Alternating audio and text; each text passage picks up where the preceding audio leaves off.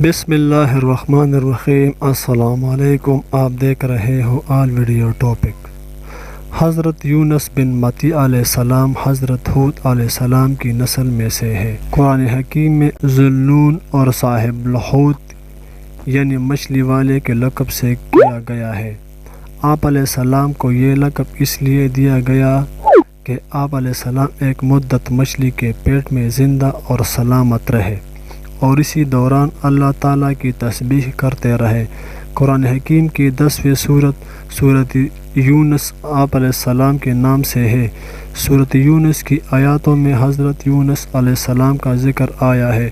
سورت یونس کے علاوہ سورت انبیاء، سورت الصقق، سورت القلم میں بھی حضرت یونس علیہ السلام کا ذکر فرمایا گیا ہے۔ اللہ تعالیٰ نے حضرت یونس علیہ السلام کو عراق کے شہر نینو کے لوگوں کی طرف رسول بنا کر بھیجا تھا۔ شہر کی آبادی 1 لاکھ سے زیادہ تھی۔ نینو دریائے دجلہ کے کنارے ایک بہت بڑا اور بارونق شہر تھا۔ اس شہر کے کھنڈرات موجود عراق کے شہر موصول کے قریب پائے جاتے ہیں۔ شہر نینو میں آباد لوگ کفر، شرک اور بت پرستی میں مبتلا تھے۔ حضرت یونس علیہ السلام نے کئی سال تک انہیں اللہ تعالیٰ کا پیغام پہنچایا، مگر ان پر کچھ بھی اثر نہ ہوا اور وہ اپنے نبی علیہ السلام کا انکار اور ان کی مخالفت کرتے رہے۔ انکار پر ڈٹے رہنے کی وجہ سے جب اہل نینو پر اللہ تعالیٰ کا عذاب نازل ہونے کا فیصلہ ہو گیا تو حضرت یونس علیہ السلام نے اپنے قوم کو خبر دی کہ اب 3 دن کے بعد تم پر اللہ تعالیٰ کا عذاب آ جائے گا۔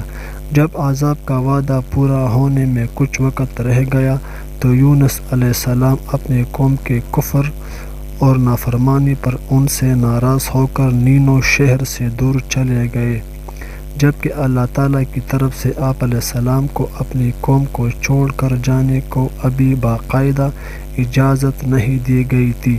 ایسے موقع پر اللہ تعالیٰ کی سنت یہ رہی ہے کہ رسول اپنے مرضی سے اپنے بستی کو نہیں چھوڑ سکتے جب تک کہ اللہ تعالیٰ کی طرف سے باقاعدہ ہجرت کا حکم نہ آ جائے۔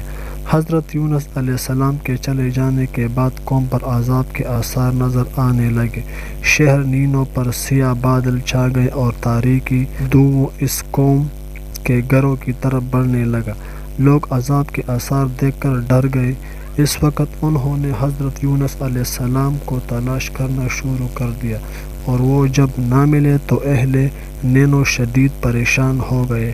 انہیں یقین ہو گیا کہ وہ لوگ اللہ تعالیٰ کے عذاب میں گرفتار ہونے والے ہیں جس سے حضرت یونس علیہ السلام نے انہیں ڈرایا کرتے تھے۔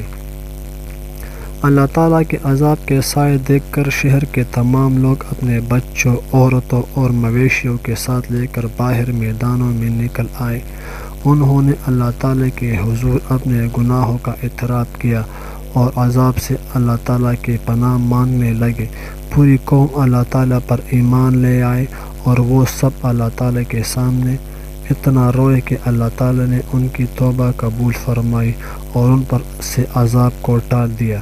حضرت یونس علیہ السلام اپنے قوم کو اللہ تعالیٰ کے عذاب سے خبردار کر کے اللہ تعالیٰ کی طرف سے واضح اجازت ملنے سے پہلے ہی ہجرت فرما کر شہر سے باہر آ گئے تھے۔ انہیں خیال ہوا کہ اللہ تعالیٰ ان کے پاس اقدام پر ان پر تنگی نہیں فرمائے گا، نیز وہ یہ بھی چاہتے تھے کہ عذاب کے مقام سے دور رہے۔ وہ ایک بھری ہوئی کشتی میں سوار ہوئی۔ کشتی کچھ وقت تو دریا میں پرسکون چلتی رہی، مگر پھر دریا میں طوفان آ گیا اور اونچی لہروں میں مسافروں سے بھری ہوئی کشتی بری طرح ڈھولنے لگی۔ شدید اندیشہ پیدا ہو گیا کہ پوری کشتی تمام مسافر سمیت دریا میں ڈوب جائے گی۔ ان کشتی والوں نے اپنے تجربے کی بنیاد پر مسافروں سے کہا کہ اس کشتی میں اپنے آقا سے بھاگا ہوا ایک غلام ہے، جب تک اس کو دریا میں نہ ڈالا جائے اس وقت تک اس کشتی کو نہیں بچایا جا سکتا۔ اس پر لوگوں کے مشورے سے 3 دفعہ قراندازی کی گئی اور تینوں دفعہ قراندازی حضرت یونس علیہ السلام کے نام پر ہی نکلا۔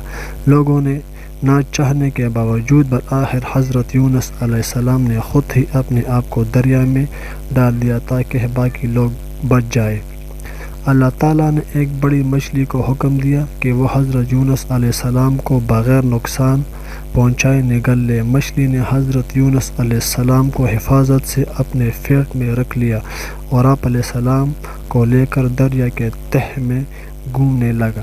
مچھلی کے پیٹ میں آپ علیہ السلام کو کئی غموں کا سامنا تھا، مثال قوم کے ایمان نہ لانے کا غم، اللہ تعالیٰ کے واضح حکم کے بغیر قوم کو چھوڑ کر چلے جانے کا غم، پھر مچھلی کے پیٹ میں چلے جانے کا غم۔ ان تمام پریشانیوں اور غموں سے نجات کا واحد صورت آپ علیہ السلام کو یہی نظر آیا کہ آپ علیہ السلام اللہ تعالیٰ کی تسبیح کرے، اللہ تعالیٰ کے حضور استغفار کرے۔ چنانچہ مچھلی کے پیٹ اور دریا کی گہری تاریکیوں میں آپ علیہ السلام اللہ تعالیٰ کو ان الفاظ میں پکارا کرتے رہے: لا الہ الا ہو انت سبحانک انی کنت من الظالمین۔ اے اللہ، آپ کے سوا کوئی معبود نہیں، آپ پاک ہے، یقین میں ہی قصورواروں میں سے ہوں۔ یونس علیہ السلام مچھلی کے پیٹ میں چند دن رہے۔ اللہ تعالیٰ نے آپ علیہ السلام کی دعا سن لی اور آپ علیہ السلام کو غم سے نجات عطا فرمائی۔ اگر آپ علیہ السلام اس طرح اللہ تعالیٰ کی تسبیح نہ کرتے تو قیامت تک مچھلی کے پیٹ میں ہی رہتے۔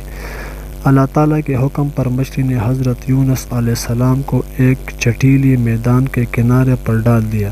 حضرت یونس علیہ السلام مچھلی کے پیٹ میں رہنے کی وجہ سے بے حد کمزور ہو گئے تھے۔ جس کی جگہ مچھلی نے انہیں ڈالا تھا وہ ایک چٹیلی میدان تھا۔ اللہ تعالیٰ نے معجزانہ طور پر وہاں ایک کدو کی بیج پیدا کر دی جو حضرت یونس علیہ السلام کے لیے عزا، شفا اور آرام کا ذریعہ بن گیا۔ اللہ تعالیٰ کی رحمت اور اس کے فضل سے حضرت یونس علیہ السلام جلدی ہی صحت مند ہو گئے۔ اللہ تعالیٰ نے ایک مقرر مدت تک انہیں زندگی کا ساز و سامان مہیا فرمایا۔ ہمیں ہمیشہ اللہ تعالیٰ اور اس کے رسول اللہ صلی اللہ علیہ وآلہ وسلم کی اطاعت کرتے رہنا چاہیے۔ اللہ تعالیٰ پر ایمان نہ لانے والے اور نافرمان لوگوں پر اللہ تعالیٰ کا عذاب آ جاتا ہے۔ عذاب کے آنے سے پہلے نافرمان لوگ ایمان لے آئے اور سچی توبہ کر لی تو اللہ تعالیٰ کے بھیجے ہوئے عذاب سے بچنا ممکن ہو سکتا ہے۔ اجتماعی عذاب سے بچنے کے لیے اجتماعی توبہ ضروری ہے۔ ہمیں حضرت یونس علیہ السلام کی طرح خوشحال اور تکلیف دنوں حالات میں ہمیشہ اللہ تعالیٰ کو یاد رکھنا چاہیے اور مشکلات اور صبر کرنا چاہیے۔ یاد رہے، انسانی تاریخ میں قوم یونس علیہ السلام واحد قوم ہے جس کی اجتماعی توبہ اور استغفار کی وجہ سے اللہ تعالیٰ نے اس قوم پر بھیجا ہوا عذاب روک دیا تھا۔ چینل کو سبسکرائب کریں اور بیل کے آئیکن پر ضرور کلک کریں۔